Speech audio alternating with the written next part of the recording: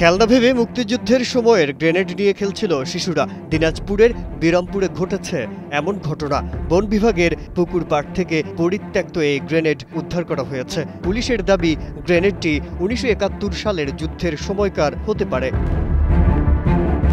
বুধবার বিকেলে 5:30টার দিকে পৌর শহরের চরকায় বন বিভাগের পুকুর পাড় থেকে গ্রেনেডটি উদ্ধার করা হয়। সেনাবাহিনীর বোম ডিসপোজাল ইউনিট গ্রেনেডটি নিষ্ক্রিয় করবেন বলে বিরামপুর থানার ভারপ্রাপ্ত কর্মকর্তা মমতাজুল হক বিষয়টি নিশ্চিত করেছেন। মোনালিসা হেভি ফ্লো 15 পিস প্যাকেটের সাথে 8 পিসের একটি প্যাকেট একদম ফ্রি।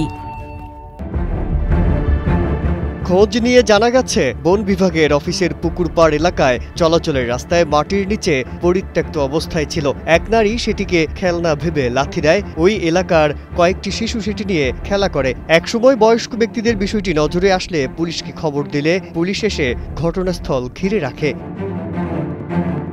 স্থানীয় জামিরুল ইসলাম নামের এক ব্যক্তি বলেন, বিকেলে এলাকার কয়েকটি শিশু গ্রেনেডটি নিয়ে খেলা করছিল। পরে তাদের নিষেধ করলে তারা ঘটনাস্থলেই রেখে যায়। এলাকার বীর মুক্তিযোদ্ধা মংলা কর্মকার জানান, আমার মনে হচ্ছে এটি 71 সালের যুদ্ধের সময়কার।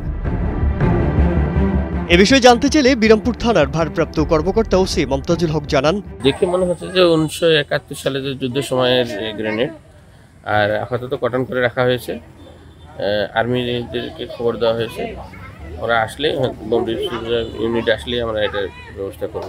আপাতত আমরা পুলিশ দিয়ে এটাকে কটন করে রেখেছি। দিনাজপুরের বিরামপুর থেকে মোহাম্মদ মাহবুবুর রহমানের পাঠানো তথ্যচিত্রে ডেস্ক রিপোর্ট, কালের কণ্ঠ।